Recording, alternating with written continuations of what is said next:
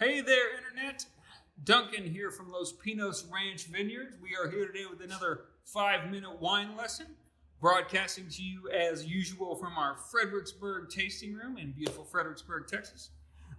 Today, we're going to talk about the nose.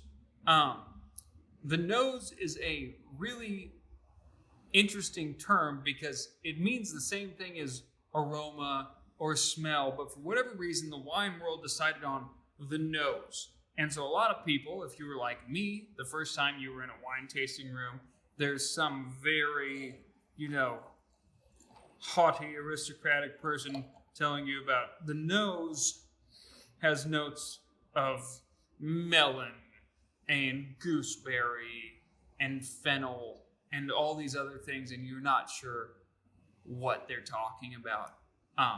And what they're talking about when they say the nose is, what does it smell like? What are the aromas that you're getting? All right? So,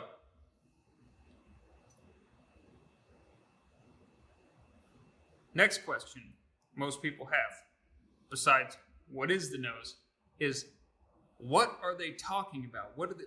It's fermented grape juice, right? What is this?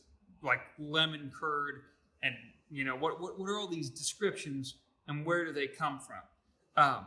And so there's a quick explanation for that. Number one, when a grape is just a grape, all the sugar kind of covers up the flavors that emerge once they turn into wine. Because when it's wine and the yeast has eaten those sugars, all these other flavors emerge that were just kind of clinging to the sugar molecules.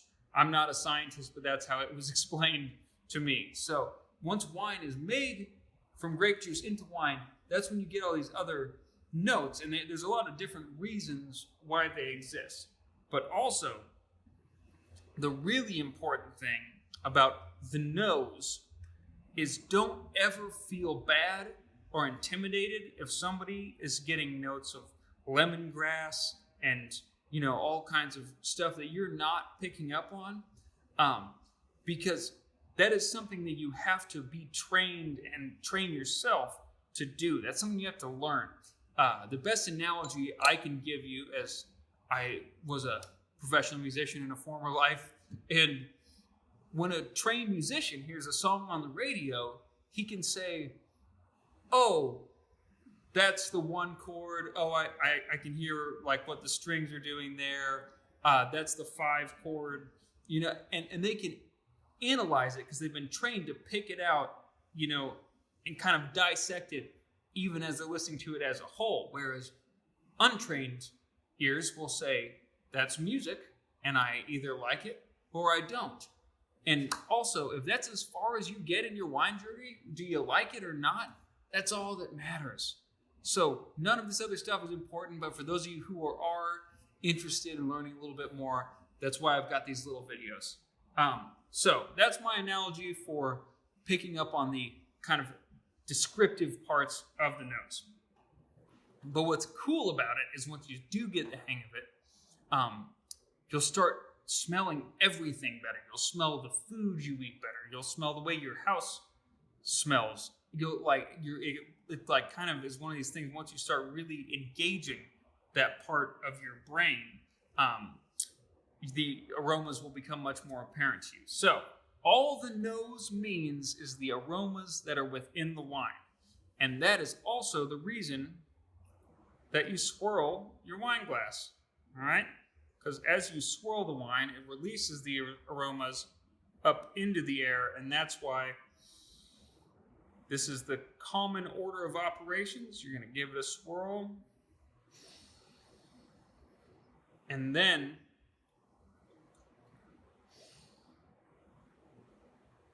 you can detect the nose.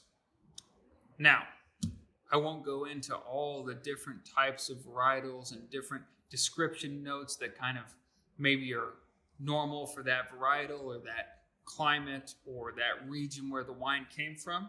But I will give you a quick one that you can use because this is the most common white wine out there in the United States, which is a Chardonnay. This is our unoaked Chardonnay. And when I smell Chardonnay, the thing that I get more than anything is this kind of candied lemon note. When I smell anything, it smells just like almost like a lemon custard. Just a dessert-like lemon smell that, to me, tells my brain there's probably either some Chardonnay in this or it's 100% Chardonnay.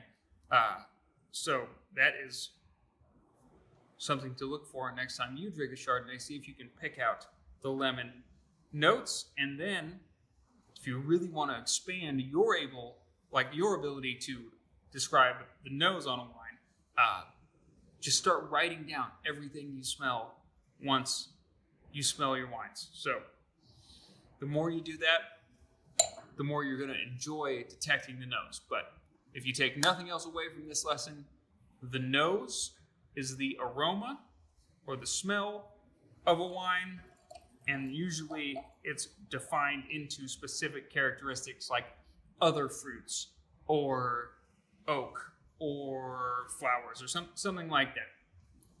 But that is all it is the aromas that you pick up once you have got some professional experience in wine tasting. All right. Hope you enjoyed that. Thank you so much for tuning in. If you are enjoying these videos, please do leave a review. If you follow the channel, that really helps us a lot. And also, if you are here in the Lone Star State or find yourself in the Lone Star State, we would love to see you right here at our Fredericksburg Tasting Room, as well as our winery out in East Texas in Pittsburgh. We'd love to see you out there as well. So thank you so much, and until next time, cheers.